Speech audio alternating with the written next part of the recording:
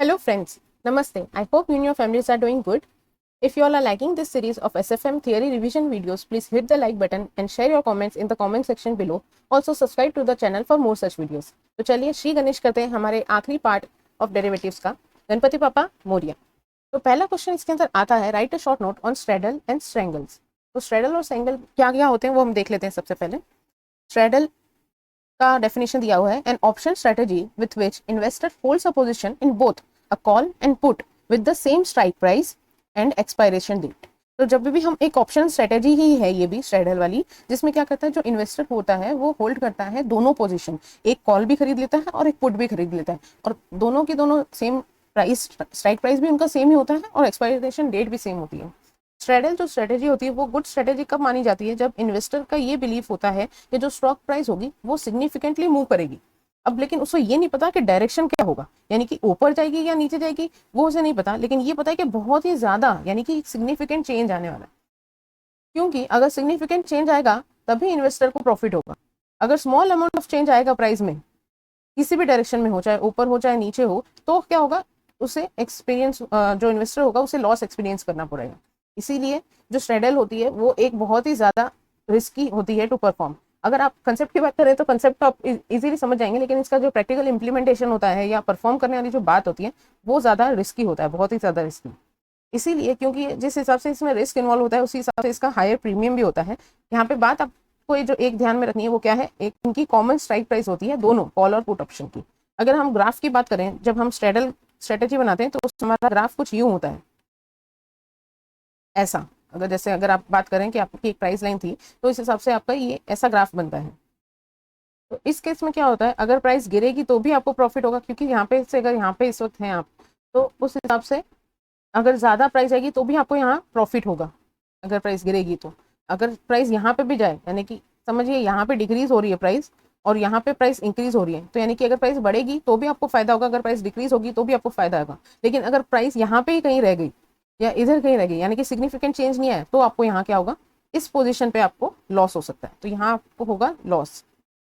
अगर आप diagrammatic representation की बात करें तो यहाँ आपको लॉस फेस करना पड़ेगा। अगर सिग्निफिकेंट चेंज हुआ आइदर डायरेक्शन में तो आपको प्रॉफिट होगा। यही है इसका स्ट्रेडल वाली स्ट्रेटेजी। अगली स्ट्रेटेजी आती है स्ट्रेंगल्स। तो स्ट्रेंगल्स में क्या होता है, इसमें देखिए कि इस स्ट्रेटेजी में क्या होता है, it involves buying out of money call and out of money put. तो देखिए यहाँ पे भी दोनों चीजें, कॉल और पुट दोनों साइमल्टेनियसली हम परचेज कर रहे हैं, लेकिन आउट ऑफ मनी कर रहे हैं। आउट ऑफ मनी का हमने क्या मतलब कहा था, जिसमें कि नॉट एडवांटेजियस ऑप्शन होता है, वो वाला ऑप्शन हम लेंगे। ये लेस एक्सपेंसिव होता है। अगर स्ट्रेडल की बात करें तो स्ट्रेडल के ज्यादा एक्सपेंसिव है, ये लेस एक्सपेंसिव है। इसके अंदर अल्टीमेटली क्या होता है, जो प्रॉफिट होता है अनलिमिटेड होता है, जो प्रॉफिट होता है, और लिमिटेड रिस्क स्ट्रेटेजी में ये काउंट होता है, अनलिमिटेड प्रॉफिट होता है इसके अंदर भी। Underlying stocks will experience high significant volatility. तो इनकी भी जो स्टॉक जिसके अपन कर रहे हैं, अगर वो हाई वॉलेटिलिटी होता है नियर टर्म में, तब हम ये वाला जो ऑप्शन है वो एक्सरसाइज कर सकते हैं। इसमें से बात ये होती है, जब हम कॉल और पुट ऑप्शन जो खरीद रहे हैं, आउट ऑफ मनी कॉल और पुट ऑप्शन, वो डिफरेंट स्ट्राइक प्राइस होता है। जबकि हम अगर स्ट्रेडल की बात करें तब वो सेम स्ट्राइक प्राइस होती है। अब अगर स्ट्रेंगल का अगर हम बताएं तो स्ट्रेंगल जो वर्ड है, इसके अंदर आप देख सकते हैं कि एक वर्ड आ रहा है ट्राइंगल। तो इसका जो ग्राफ होगा वो कैसा होता है, समझिए ये आपका प्राइस लाइन है आपकी, यहाँ पे प्राइस है 0, लेटेस्ट से 0 तो नहीं ले सकते, 10 ले लेते हैं, और यहाँ पे प्राइस जा रही है 20, और यहाँ पे आपकी जा रही है 1। तो अगर समझिए कि ये जो प्राइस आ रही है कि अगर प्राइस गिरेगा तो सिग्निफिकेंट होगा, तो यहाँ का जो ग्राफ होता है वो पीक नहीं होता, बल्कि एक ट्राइंगल फॉर्म में ऐसे ये फॉर्म हो जाता है। तो यहाँ आपको एक बेस रेंज मिल जाती है। ये देखिए एक ऐसा ट्राइंगल फॉर्म होता है कि ये जो रेंज है यहाँ पे आपको लॉस वाली सिनेरियो रहती है, बाकी दोनों जगह प्रॉफिट रहता है। तो आपका जो एकदम ये जो पॉइंटेड था ना लॉस वाला, वो थोड़ा इसमें नलीफाई हो जाता है। आप ऐसी आपकी ये स्ट्रेटेजी बन जाती है। इस हिसाब से आप ये याद रख सकते हैं कि अब आपको जो लॉस होगा वो यहाँ पे इतने पोर्शन में डिवीजन होगा।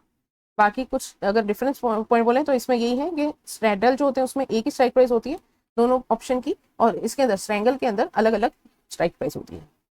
नेक्स्ट क्वेश्चन आता है इसके अंदर, what is the meaning of caps, floors and collar option. तो कैप का मतलब क्या होता है, जैसे कैप हम पहनते हैं सिर के ऊपर, तो यानी कि हमने क्या किया, एक अपर लिमिट सेट कर दी। फ्लोर का मतलब क्या हो गया कि हमने जमीन यानी से हमारी लोअर लिमिट, गिरने की लिमिट सेट कर दी। और कॉलर का मतलब होता है कप और फ्लोर का कॉम्बिनेशन। तो कैप में क्या आ जाएगा, a series of call option on interest rate. एक सीरीज ऑफ कॉल ऑप्शन ले लेते हैं on interest rate to fix in advance a maximum borrowing rate. जब हम लोन लेने जा रहे हैं तब हम क्या चाहेंगे, जो बोरोवर होगा उसके एंगल से सोचिए जरा, वो क्या देखेगा कि अभी उसने लोन लिया है लेटेस्ट से 9% पे, लेकिन उसे डर लग रहा है कि उसने फ्लोटिंग रिस्क पे लिया, फिक्स रिस्क पे लिया होता तब तो कोई बात ही नहीं थी, लेकिन जब वो फ्लोटिंग रेट ऑफ रिटर्न के हिसाब से, रेट ऑफ लोन के हिसाब से अगर लोन ले रखा है तो उससे डर रहेगा कि अगर ये 9 कहीं बढ़ के अगर आगे 11 हो गया तो बहुत दिक्कत हो जाएगी। लेकिन चलो ठीक है, अगर 11 हो गया तो फिर भी ठीक है, लेकिन अगर 15 हो गया तब क्या होगा, तब तो बहुत ज़्यादा उसकी रेट हो जाएगी। तो वो क्या चाहेगा कि वो एक कैप लगा देगा 11% के ऊपर, तो fix in advance a maximum borrowing rate while allowing him to avail the benefit of the falling rates। लेकिन अगर वो सीधा कैप लगा लेगा, अगर वो फिक्स में एंटर हो जाएगा तो क्या होगा, उसको 11 ही देने पड़ेंगे। लेकिन इनके समझिए कि मार्केट में जो है एक्चुअल इंटरेस्ट रेट ये उसे लग रहा है, उसकी एक्सपेक्टेशन है कि शायद मतलब बढ़ भी सकता है, उससे रिस्क है। लेकिन अगर समझिए कि मार्केट में रेट अगर 8% आ गई लोन की और उसने फ्लोटिंग रेट ले रखी है तो क्या होगा, तो वो ये वाला बेनिफिट भी अवेल कर सकता है कि वो अपना जो इंटरेस्ट है वो 8% के हिसाब से भर दें। वही बात जब हम फ्लोर की करते हैं तो फ्लोर में क्या होता है, ये कॉल ऑप्शन था कैप वाला, अब फ्लोर क्या है, put option on interest rate. तो ये किसके एंगल से बताया गया है, ये एक इन्वेस्टर के तौर पे बताया हुआ है कि जो पैसा दे रहा है तो वो लेंडर को एनेबल करता है कि वो फिक्स कर सके एडवांस में अ मिनिमल रेट। अभी समझिए अगर लोन की रेट है 10% है, लेकिन इन्वेस्टर को लग रहा है कि भाई ये गिर के कहीं 8 ना हो जाए, तो वो 8 तो हो जाए तो भी चलेगा, लेकिन ये कहीं 6 ना हो जाए। तो अगर 6 हो जाएगी तब तो उसे बहुत ज़्यादा नुकसान हो जाएगा, इंटरेस्ट रेट अगर फ्लोटिंग हुई तो वो क्या करेगा, अपना 8 के ऊपर एक फ्लोर लगा लेगा कि भाई फ्लोर इतना तो होना ही चाहिए कि भाई 8 तो मिनिमम मिलना ही है। अगर इंटरेस्ट रेट 6 भी हो जाएगी तो भी, लेकिन उससे तो 8 से ही इंटरेस्ट मिलता रहेगा। लेकिन इनकेस समझिए कि अगर मार्केट में जो रेट है वो हो जाए बढ़ के 12% हो जाए, यानी कि फायदा होने लगे, तो वो फायदा भी वो एक्सरसाइज कर सकता है, यानी कि 12 के ऊपर भी जो 10 की जो रेट थी वो 12 भी हो जाएगी। लेकिन अगर गिरेगा तो 6 तक नहीं गिरेगा, 8 पे ही गिरेगा ज़्यादा से ज़्यादा। ये सारी चीज़ें खरीदने के लिए, चाहे आप कैप खरीद रहे हो या फ्लोर खरीद रहे हो, तो जो बायर होता है उनका, उस बायर को प्रीमियम भरना पड़ता है टू द सेलर, दोनों ही केस में। और नेक्स्ट पॉइंट इसमें आता है कि कॉलर जैसे कि मैंने कहा एक कॉम्बिनेशन होता है कैप और फ्लोर का, यानी कि यहाँ पे बाय करते हैं कैप और साइमल्टेनियसली सेल कर देते हैं फ्लोर। तो कॉलर की वजह से क्या होता है, floating rate of interest on both high side and low side के हिसाब से आप परचेस करके चल सकते हैं, यानी कि एक प्रकार का मोस्ट हेज मेथड हो जाएगा ये। नेक्स्ट पॉइंट आता है इसके अंदर, what do you know about swaptions and their uses. तो स्वैप्शन क्या होते हैं, स्वैप्शन जैसे कि नाम से आप देख रहे हैं स्वैप्स और प्लस ऑप्शन, यानी कि swap plus option is equal to swaption. तो it is a combination of features of two derivative instrument जो कि होते हैं ऑप्शन और स्वैप। तो स्वैप्शन का मतलब क्या होता है, it is an option on an interest rate swap. जब भी हम इंटरेस्ट रेट जब हम स्वैप करते हैं कि एक जना फ्लोटिंग ले रहा है एक जना फिक्स के ऊपर है, तो उसके ऊपर जब हम ऑप्शन अगर लगा दें उस इंटरेस्ट रेट स्वैप के ऊपर तो उसे हम स्वैप्शन कहते हैं। इसकी अगर बात करें तो ये भी ट्रेड जो होते हैं ओवर द काउंटर होते हैं, ओटीसी मार्केट में ट्रेड होते हैं और long term short term memory दोनों मेच्योरिटी दोनों के साथ आते हैं। थर्ड इसके अंदर पॉइंट है जो प्राइस है वो डिपेंड करती है अपॉन द स्ट्राइक रेट और मेच्योरिटी और फ्यूचर वॉलेटिलिटी कितनी है, फ्यूचर में कितना डायनामिक दिखा रहा है वो स्वैप रेट, उस हिसाब से इनकी प्राइस डिसाइड होती है, स्ट्राइक रेट, मेच्योरिटी और फ्यूचर वॉलेटिलिटी। प्रीमियम जो होता है स्वैप्शन का वो एक्सप्रेस होता है on the basis of basis point. तो जैसे बेसिस पॉइंट हम जो बताते हैं कि 100 बेसिस पॉइंट 200 बेसिस पॉइंट्स, यानी कि और कुछ नहीं, परसेंटेज वाइज में ही रहता है, लेकिन वो बेसिस पॉइंट आपको कहना है 100 पॉइंट्स 200 बेसिस पॉइंट ऐसे बताना है। 100 का मतलब होता है 1%, 200 का मतलब होता है 2%। यूजेस क्या है स्वैप्शन के, सबसे पहले तो ये है कि एक इफेक्टिव टूल है टू स्वैप इनटू या फिर out of the fixed rate या फिर फ्लोटिंग रेट ऑब्लिगेशन, है ना, और it is used for protection. जब भी जैसे आपको स्वैप पता होगा कि स्वैप में भी क्या होता है, हम फिक्स रेट और फ्लोटिंग रेट के हिसाब से डिसाइड करते हैं, तो ये भी एक इफेक्टिव टूल है। ये एक्टिव ट्रेडर्स जो है वो यूज कर सकते हैं और कॉर्पोरेट ट्रेडर्स जो है वो भी यूज कर सकते हैं। इसका जो पर्पस है किसके लिए यूज कर सकते हो, स्पेकुलेशन पर्पस के लिए भी कर सकते हैं या फिर हेजिंग करने के लिए। साथ ही साथ जो स्वैप्शन है वो एक यूजफुल टूल है फॉर हेजिंग एम्बेडेड ऑप्शन। जब भी हम एम्बेडेड ऑप्शन में डील करते हैं तभी भी ये एक यूजफुल हेजिंग टूल बन जाता है। जो बोरोवर्स होते हैं वो टारगेट करते हैं एक्सेप्टेबल बोरोइंग रेट के लिए, इसीलिए ये डिसाइड करने के लिए भी ये बोरोवर के बहुत काम आते हैं। और ये इन यूजफुल है टू द बिजनेस जो कि टेंडरिंग कॉन्ट्रैक्ट्स में एंटर होते हैं, जहाँ पे क्या होता है वो बिडिंग करते हैं और वो प्रोजेक्ट में एक्चुअल में उन्हें मिलेगा नहीं मिलेगा, क्या बोरोइंग रेट पे उनको कॉन्ट्रैक्ट मिल सकता है, इस हिसाब से वो फिर जो टेंडर में एग्रीमेंट होते हैं या टेंडर के लिए बिडिंग करते हैं उन बिजनेस हाउसेस के लिए भी ये वाला बहुत ही फायदेमंद रहता है ऑप्शन। इसके बाद में नेक्स्ट क्वेश्चन है हमारा significance of LIBOR. In international financial transactions. तो लाइबोर का क्या सिग्निफिकेंस है? सबसे पहले तो लाइबोर का मतलब क्या होता है? लाइबोर का मतलब होता है London inter bank offered rate, London का इंटर बैंक ऑफर्ड रेट यानी कि लाइबोर। इसके फीचर्स क्या क्या हैं? ये जो भी आगे के पॉइंट है मोस्टली इसमें यही बताना है कि ये बेस रेट है। बेस रेट किस चीज़ का है? सबसे पहले तो एक्सचेंज के लिए, जब भी हम फॉरेक्स वगैरह में डील करते हैं तो उनकी जो प्राइस करेंसी वो सब होती है, वो इस बेसिस पे बहुत ज़्यादा डिटरमाइंड होती है, तो वो बेस रेट है एक्सचेंज के लिए। दूसरी बात है कि ये लाइबोर जो है वो बेस रेट है किसके लिए? For large number of financial products, जैसे कि ऑप्शन, स्वैप्स, जो भी डेरिवेटिव मार्केट के प्रोडक्ट्स हैं उनके लिए भी ये बेस रेट बनाता है। साथ ही साथ लाइबोर जो है वो जो बैंक्स होते हैं सब जगह के उनको भी मदद करता है कि वो सेट कर सके अपनी इंटरेस्ट रेट, चाहे फिर वो लोन पे हो, सेविंग पे हो या मॉर्गेज पे हो। तो उन सब चीज़ों के लिए जो लाइबोर रेट है यानी कि लाइबोर वो एक बेस रेट बनता है। ये तो 3 पॉइंट है ही, base rate for exchange, base rate for large number of financial products, base rate for banks for setting the interest rate, और lastly it is monitored by large number of professionals and private individuals worldwide. तो सारे बहुत इसके ऊपर बहुत सारे लोगों की नजर होती है और ये मॉनिटर्ड रहता है bye large number of professional and private individuals, और वो भी वर्ल्ड वाइड। नेक्स्ट क्वेश्चन है हमारा, what is right a short note on embedded derivatives. तो एम्बेडेड डेरिवेटिव्स का मतलब क्या होता है? सबसे पहले तो डेरिवेटिव में क्या क्या कैरेक्टरिस्टिक्स होते हैं वो हमें बताना है। तो ये सारे के सारे कैरेक्टरिस्टिक्स किसके हैं? डेरिवेटिव के लिए। सबसे पहले उसमें क्या होता है कि एक स्पेसिफाइड अंडरलाइन होना चाहिए, उसकी लिटिल या फिर नो इनिशियल इन्वेस्टमेंट लगती है, ठीक है, इसमें कुछ इनिशियल इन्वेस्टमेंट नहीं लगती है तो थोड़ी मार्जिन मनी लगती है। जब भी ये सेटल होता है वो कब होता है? फ्यूचर डेट पे होता है। और मोस्ट कॉमन डेरिवेटिव्स हमें फिर बता देने वो कौन कौन से होते हैं? करेंसी फ्यूचर, फ्यूचर्स, ऑप्शंस और स्वैप्स। अब इसके बाद हम बताते हैं कि एम्बेडेड डेरिवेटिव्स क्या होता है। तो एम्बेडेड डेरिवेटिव्स क्या होता है? It is a derivative instrument, it is embedded in another contract.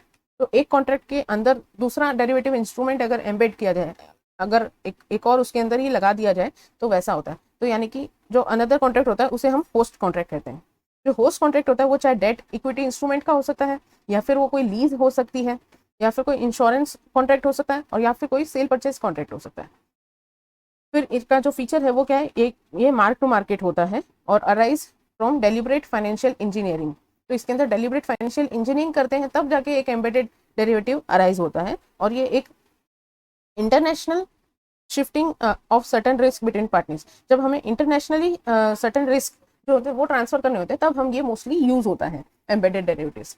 तो सबसे पहली बात क्या बोली थी इन्होंने कि फाइनेंशियल इंजीनियरिंग के हिसाब से ये डिराइव हुआ है, डेलिब्रेट हुआ है, अराइज हुआ है, और जब हमें इंटेंशनल जब हमें शिफ्टिंग करनी होती है ऑफ रिस्क तब हम ये यूज करते हैं एम्बेडेड डेरिवेटिव्स। नेक्स्ट पॉइंट आता है व्हाट इज आर्बिट्राज ऑपरेशंस। तो आर्बिट्राज ऑपरेशन का मतलब क्या होता है? Arbitrage is buying and selling of the same commodity in different manner. यानी कि क्या करेंगे आप? एक चीज जैसे कि हम समझ लीजिए कोई राजस्थान का कुछ प्रोडक्ट है, जैसे कि राजस्थान की ज्वेलरी वगैरह है, लाख की चूड़ियां हम कहते हैं, वो वहाँ पे बहुत ही ज्यादा सस्ती मिलती है, लेकिन वही चीज अगर आप बॉम्बे साइड में या कहीं और जाके परचेस करेंगे वो बहुत महंगी होगी। तो आप क्या करेंगे? वो लाख की चूड़ियां कोई चीज है, यहाँ से सस्ती चीज वहां से खरीदेंगे, राजस्थान से खरीदेंगे और यहाँ पे लाके बेच देंगे। अगर अदर थिंग्स बिंग इक्वल तो आप क्या कर सकते हैं? एक अच्छा मार्जिन कमा सकते हैं, आपको लॉस नहीं होगा। वही बात होती है कि आर्बिट्राज में जैसे फॉरेक्स वगैरह की भी होती है, वो एक सेम कमोडिटी होगी, लेट से डॉलर है, तो डॉलर एक मार्केट में सस्ता मिल रहा है, मुंबई में सस्ता मिल रहा है और लंदन में महंगा मिल रहा है, तो आप जहाँ पे सस्ता मिल रहा होगा वहां से खरीद लेंगे, और जब महंगा बिक रहा है वहां पे आप महंगे में बेच देंगे। इस हिसाब से आप क्या करेंगे? गेन हो जाएगा, और इसे ही हम आर्बिट्राज अपॉर्चुनिटी कहते हैं। तो इसका मतलब क्या होता है? Arbitrage opportunity is the opportunity to make profit without risk या फिर इन्वेस्टमेंट। बिना रिस्क या इन्वेस्टमेंट के आप जब प्रॉफिट कमा लेते हैं उसे ही हम कहते हैं arbitrage opportunity. By taking the benefit of difference in the rate between two countries at two different centres at the same time, और the difference between the cross rate and actual rate. तो ये different centres वाली तो बात मैंने बता दी आपको, लेकिन क्रॉस रेट और एक्चुअल रेट जब हम जैसे हमारे पास डायरेक्ट कोट अवेलेबल नहीं है तब हमारे पास है क्रॉस रेट का हम यूज करते हैं। जैसे कि रुपी पर डॉलर है और डॉलर पर हांगकांग डॉलर है, तो हमें रुपी पर हांगकांग डॉलर की रेट्स अवेलेबल नहीं है। तो इस केस में हम क्या करेंगे? जब हम कन्वर्ट निकालते हैं रुपी पर हांगकांग डॉलर की प्राइस और एक्चुअल जो रेट्स होंगी जब हम उन्हें कंपेयर करेंगे, अगर उनमें कोई डिफरेंस होता है तो वो भी हम आर्बिट्राज अपॉर्चुनिटी में ले सकते हैं। इसके बाद अगर आपको कोई और एग्जाम्पल देना है तो आप दे सकते हैं। अगला क्वेश्चन आता है रोलिंग सेटलमेंट के ऊपर। तो रोलिंग सेटलमेंट का मतलब क्या होता है? सेबी ने इंट्रोड्यूस की है एक new settlement scheme, settlement cycle, जो कि कहलाई जाती है रोलिंग सेटलमेंट साइकिल। इस साइकिल में क्या होता है? It starts and ends on the same day and the settlement take place on the T+5 day. T का मतलब हो गया ट्रांजेक्शन डे, प्लस 5 का मतलब हो गया 5 business days from the date of transaction. तो इसमें क्या हो गया कि एक न्यू सेटलमेंट डेट बनाई गई है, इंट्रोड्यूस की गई है सेबी ने, जिसे हम रोलिंग सेटलमेंट डेट भी कहते हैं। जो साइकिल है वो स्टार्ट और एंड तो हो जाती है सेम डे, लेकिन जो सेटलमेंट है ना वो होता है ट्रांजेक्शन प्लस 5 T+5 डेज में। 5 का मतलब होता है यहाँ पे 5 बिजनेस डेज। इसके बाद में अगर हम एग्जांपल के तौर पे बोलें कि कोई भी ट्रांजैक्शन जो ट्यूसडे को हुआ है will be settled on the following Tuesday. वो कैसे? क्योंकि ट्यूसडे के बाद जो बाकी 5 डे वर्किंग में के होंगे और जो सैटरडे संडे जैसा, क्योंकि उस दिन स्टॉक मार्केट बंद रहता है तो उस हिसाब से अगले ट्यूसडे पर ही बात जाएगी। वैसे ही अगर कोई ट्रांजेक्शन मंडे को हुआ है तो it will be settled on the following Monday and so on. Most developed countries जो होते हैं वो फॉलो करते हैं ये रोलिंग सिस्टम, जो मोस्ट डेवलप्ड कंट्रीज हैं वो फॉलो करते हैं। और जो यूएस और यूके हैं वो दोनों कंट्रीज कैसा फॉलो करते हैं? रोलिंग सेटलमेंट ऑफ T+3, यानी कि transaction plus 3 days from the date of transaction, ये वाला सिस्टम फॉलो करते हैं। इस डेट के अंदर वो सेटलमेंट होता है, मतलब आप जो पेमेंट वगैरह करते हैं, एग्जीक्यूट करते हैं, उसका एक्चुअल में आपको जो डिलीवरी वगैरह जो मिलती है स्टॉक वगैरह की, वो आपको 3 दिन मतलब टोटल इस हिसाब से लग जाते हैं, ट्रांजेक्शन प्लस 3 डेज। वहीं अगर जर्मन स्टॉक एक्सचेंज की बात करें या फिर इंडिया की भी बात करें तो इंडिया वाले भी T+2 ही फॉलो करते हैं सेटलमेंट साइकिल। इसके बाद में नेक्स्ट क्वेश्चन आता है, what are the functions of stock exchange. तो स्टॉक एक्सचेंज के क्या क्या फंक्शंस हैं? सबसे पहली बात तो कि वो लिक्विडिटी और मार्केटेबिलिटी ऑफ सिक्योरिटीज प्रोवाइड करता है, क्योंकि यहाँ सेलर्स जो हैं वो अपने सिक्योरिटीज सेल करके जिस हिसाब से भी जब भी उनको पैसे की जरूरत पड़े तो वो इमीडिएटली बेसिस पे अपने सिक्योरिटीज सेल करके कैश करवा सकते हैं, कैश करवा सकते हैं। सेकेंड बात आती है इसमें कि फेयर प्राइस डिटर्मिनेशन ये हेल्प करता है, क्योंकि कोई भी इन्वेस्टर एक्सेसिव एडवांटेज नहीं ले सकता कोई भी मार्केट पार्टिसिपेंट्स के हिसाब से, तो इसीलिए सबके पास इक्वल अपॉर्चुनिटी रहती है, तो यहाँ पे फेयर प्राइसिंग डिटर्मिनेशन होता है। थर्ड पॉइंट इसके अंदर आता है source for long term funds. क्यों? क्योंकि जो भी कंपनीज वगैरह रहती है उन्हें एक्सटेंशन के लिए कैपिटल की जरूरत होती है और वो ये प्रोवाइड करता है, तो लॉन्ग टर्म फंड के सोर्स को ये भी इनका एक बड़ा फंक्शन है। हेल्प्स इन कैपिटल फॉर्मेशन, वही बात है कि जो इंडिविजुअल की जो सेविंग्स होती है उन्हें ये एक्यूमुलेट पूल करके एक प्रोडक्टिव काम के लिए यूज कर सकते हैं, जो कि होता है कैपिटल फॉर्मेशन। जैसे कि कंपनीज वगैरह को जो कैपिटल चाहिए वो ये हाउस होल्ड से वो लोग ले सकते हैं। Creating investment opportunity for small investors, तो जो स्मॉल इन्वेस्टर्स हैं आपके जैसे मेरे जैसे इंडिविजुअल स्मॉल जो इन्वेस्टर्स हैं उनके लिए भी वो इन्वेस्ट कर सकते हैं अपने, अगर कुछ भी उनके पास सेविंग हो या उनके पास एक्सेस फंड अवेलेबल हो थोड़े टाइम के लिए, वो सब इसमें यूज कर सकते हैं और परचेज कर सकते हैं सिक्योरिटीज।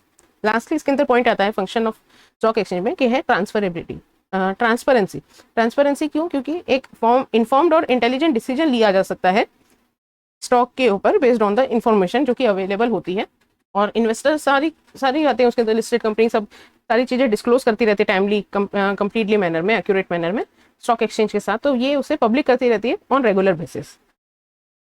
नेक्स्ट क्वेश्चन है हमारा इंटरेस्ट स्वैप के ऊपर। इंटरेस्ट स्वैप का मतलब क्या होता है? ये भी एक तरह का कॉन्ट्रेक्चुअल एग्रीमेंट होता है between two parties to exchange swap. ठीक है, तो ये किसके लिए होता है? खास करके इंटरेस्ट के लिए। तो interest rate swaps constitute the most common swap agreement. तो स्वैप एग्रीमेंट कई तरह के होते हैं, उसमें से इंटरेस्ट रेट स्वैप जो होता है वो most commonly used swap agreement होता है, क्योंकि इसमें क्या होता है फ्लोटिंग से फिक्स्ड, फिक्स से फ्लोटिंग, वैसे हम कर सकते हैं। स्पेसिफाइड नोशनल प्रिंसिपल होता है, इसमें कोई एक एक्चुअल प्रिंसिपल नहीं होता, सिर्फ एक स्पेसिफाइड नोशनल प्रिंसिपल अमाउंट होती है, उसी के ऊपर ये सारी चीजें, ये जो एग्रीमेंट होता है, कॉन्ट्रैक्ट होता है, वो बेस्ड होता है। फाइनेंशियल इंटरमीडिएटरीज जैसे कि बैंक्स, पेंशन फंड और इंश्योरेंस कंपनी, और साथ ही साथ नॉन फाइनेंशियल फर्म्स भी ये वाला जो इंटरेस्ट रेट स्वैप्स होता है वो इफेक्टिवली यूज करती हैं अपने आउटस्टैंडिंग डेट के लिए या फिर इंटरेस्ट बेयरिंग, कोई भी इंटरेस्ट बेयरिंग एसेट के लिए। ये सारी फाइनेंशियल इंटरमीडिएट्स और नॉन फाइनेंशियल फर्म्स इस इंटरेस्ट रेट स्वैप को यूज करती हैं। नेक्स्ट क्वेश्चन है, write a short note on factors affecting the value of the option. तो ऑप्शन की जो वैल्यू होती है वो किस किस फैक्टर्स के हिसाब से डिफर करती है, या फैक्टर कौन कौन से उसको अफेक्ट करते हैं, वो भी हमें यहाँ पे बताना है।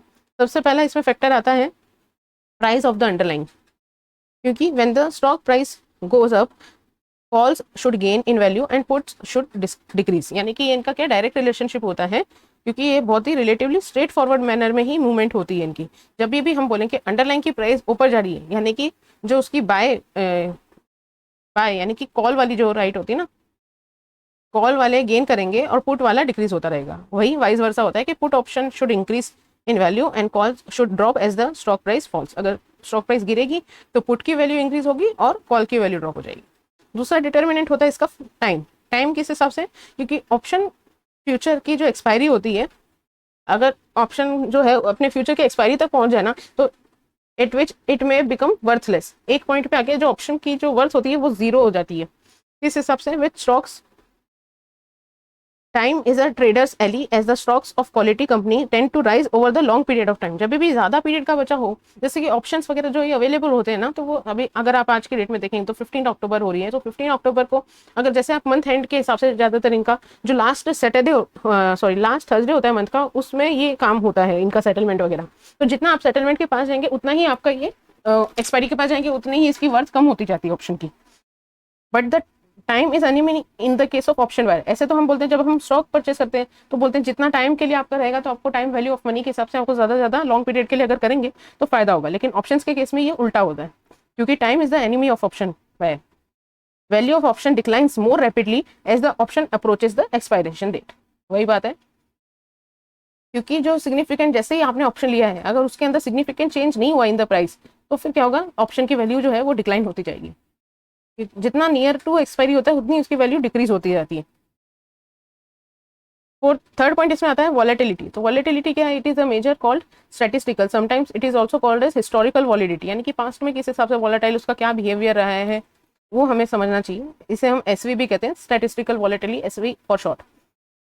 एसवी जो होता है वो स्टैटिस्टिकल मेजर होता है of the past price movements of the stock, and it can tell you how volatile the stock has actually been over a given period of time. तो उसकी आप एक ग्राफ देख सकते हैं, उसकी आप पोजीशन देख सकते हैं कि कितनी इसमें मूवमेंट हो चुकी है पहले, यानी कि कितना डायनामिक है वो।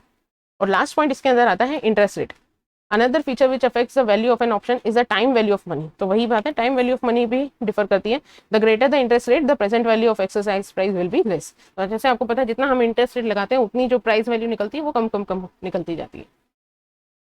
नेक्स्ट क्वेश्चन आता है इसमें, right a short note on forward rate agreement, यानी कि एफआरए। एफआरए क्या होता है? It is an agreement between two parties. दो पार्टीज के बीच में ये एग्रीमेंट होता है, जो जिसके तहत क्या होता है, जो बोरोवर और लेंडर होता है वो प्रोटेक्ट कर लेता है अपने आप को from the unfavourable changes to the interest rate. तो दो पार्टी आती है, बोरोवर और लेंडर, वो प्रोटेक्ट कर लेती है अपने आप को from the unfavourable changes to the interest rate.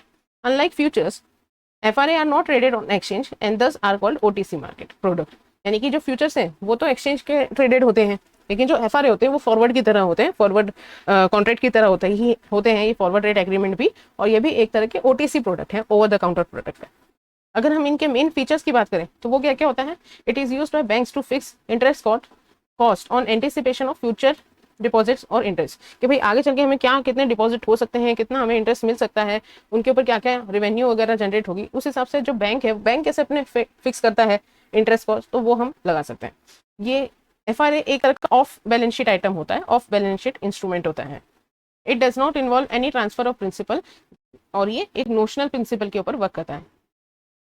It is settled at maturity in cash. तो इसका भी नेट सेटलमेंट इन कैश होता है, रिप्रेजेंटिंग द प्रॉफिट और लॉस। या तो प्रॉफिट होगा या तो लॉस होगा, वही आपका नेट सेटलमेंट होता है इन कैश। फिर इसके बाद आप अपना फाइनेंस सेटलमेंट का फॉर्मूला बता सकते हैं कि फाइनेंस सेटलमेंट जो होता है वो बताता है कि अमाउंट कितनी ओड हो रखी है पार्टी ने।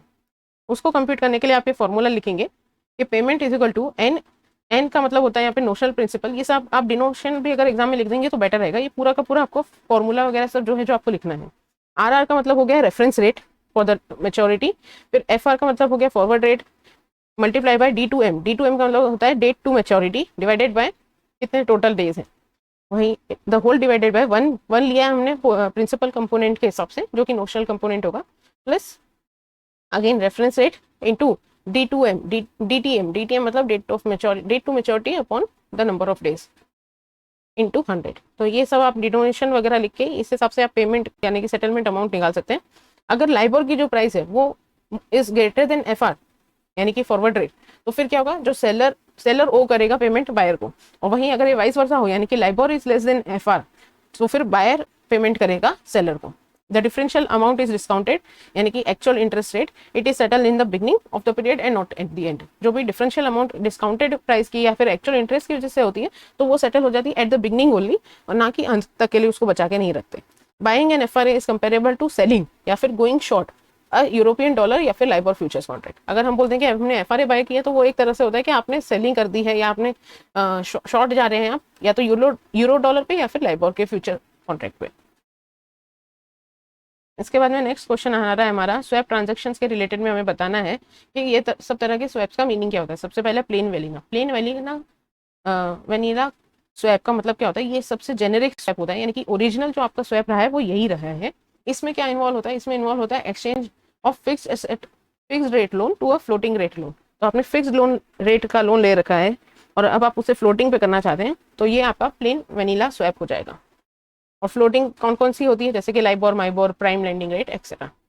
बेसिस रेट स्वैप, तो ये बेसिस रेट स्वैप भी एक तरह से सिमिलर होता है टू प्लेन वेनिला स्वैप, लेकिन इसमें डिफरेंस क्या होता है, with the difference payment based on the difference between the two different variable rates. तो लेकिन यहाँ पे क्या होता है, उधर तो सीधा बता दिए fix rate loan to floating rate loan, लेकिन यहाँ पे क्या है, डिफरेंस किसके अंदर आता है, difference between the two different variable rates. For example one rate में भी 1 मंथ लाइबोर और दूसरी रेट हो सकती है 3 मंथ लाइबोर, तो यहाँ पे 1 मंथ है, एक 3 मंथ है। In other words two legs of swap are floating but measured against different benchmark, यानी कि दोनों ही फ्लोटिंग है।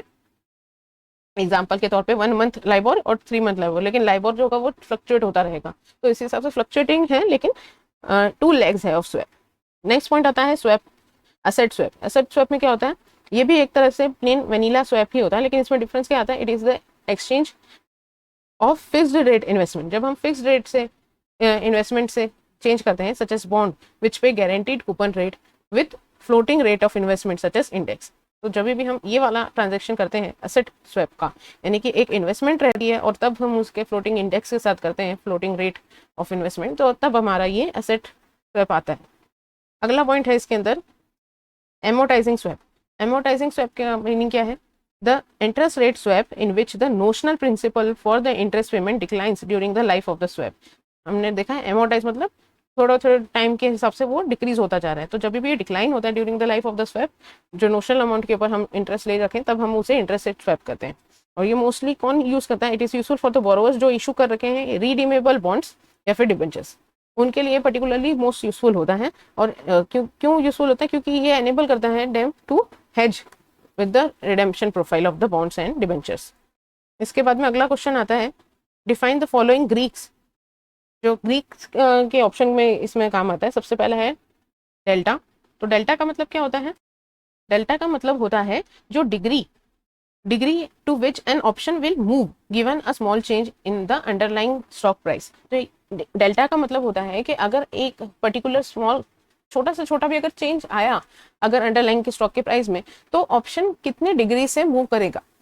For example an option with a delta of 0.0 will move ½ a rupee for every rupee movement in the underlying stock. ये आप example बता सकते हैं। Delta को हम हेज रेशो भी कहते हैं। एक आपके पास सम आया होगा, दलाल वाला सम है, उसके अंदर ये हेज रेशो हमारा यूज होता है, मिस्टर दलाल वाला, वो सम आप साथ में सॉल्व कर सकते हैं। Need to create a riskless position, जब भी आपको एक रिस्क लेस पोजीशन क्रिएट करनी होती है, तब आप ये डेल्टा को यूज करते हुए, यानी कि आप एक हेज रेशो यूज करते हुए अपनी पोजीशन जो है वो सिक्योर कर सकते हैं। ये क्या बताया है, degree to which an option will move given a small change. Next आता है गामा। अब ये क्या होता है, how fast the delta changes. अब हमने बता दिया कि अगर एक चेंज होगा तो उसमें ऑप्शन प्राइस में कितना चेंज आएगा। दूसरा आ गया कि ऑप्शन प्राइस में कितनी बार चेंज आएगा, how fast the delta changes, यानी कि it is a delta of the delta. अगर हम डेल्टा के डेल्टा का निकालने की बात करेंगे, तब आता है हमारा गामा। तो हम क्या चाहेंगे, जब भी हम ये डेल्टा वगैरह का कैलकुलेशन, गामा का कैलकुलेशन कर रहे हैं, we want to keep gamma as small as possible. जितना गामा कम होगा उतना ही, यानी कि आप देख पाएंगे कि उतनी उसकी वॉलेटिलिटी कम होगी, उतनी उसकी जो चेंजेस होगी वो लेस होगी। The smaller it is less often you have to adjust the hedge and to maintain the delta neutral position. तो आपको जितना डेल्टा का जो न्यूट्रल पोजीशन मेंटेन करना होता है, उसके लिए आपको कम से कम चेंजेस करने पड़ेंगे। यही बात है। अगर आपका गामा जो है वो ज्यादा आएगा, तो फिर एक स्मॉल चेंज भी अगर स्टॉक प्राइस में होगा, तो वो आपका पूरा का पूरा जो हेजिंग रेशो है वो आपको पूरा खराब कर देगा। आप रिस्क को आपके एक्सपोज कर देगा, आपको रिस्क की तरफ ज्यादा एक्सपोज कर देगा। नेक्स्ट पॉइंट इसमें आता है वीगा या वेगा, आप जैसे भी प्रोनाउंस करें इसमें। तो it is the sensitivity of option value to change in volatility. जब हम वॉलेटिलिटी की बात करें कि भाई सेंसिटिविटी ऑफ ऑप्शन वैल्यू को जब हम कंपेयर करें उसकी वॉलेटिलिटी, उसके डायनामिकनेस के साथ, तब हम उसे वीगा या वेगा कहते हैं। एब्सोल्यूट चेंज होता है जब भी in option value for 1% change in volatility. तो एब्सोल्यूट चेंज हम इंडिकेट कर पाते हैं, अगर 1% चेंज इन वॉलेटिलिटी हुआ तो क्या होगा। वहीं रो क्या होता है, it is the sensitivity of option due to change in interest rate. पहला वाला क्या था, वॉलेटिलिटी। वीगा वॉलेटिलिटी के लिए होता है वीवी, और रो क्या है, इंटरेस्ट रेट आरआर। तो वीवी आरआर आप ऐसे सबसे ऐसे याद कर सकते हैं, ये वी तो इसके लिए भी वी है, और यहाँ पे आर है, आर मतलब इंटरेस्ट रेट, तो यहाँ पे भी रेट है। इस हिसाब से आप याद रख सकते हैं। तो सेंसिटिविटी ऑफ ऑप्शन वैल्यू है to change in interest rate. तो रो क्या इंडिकेट करता है? Absolute change in option value for 1% change in the interest rate.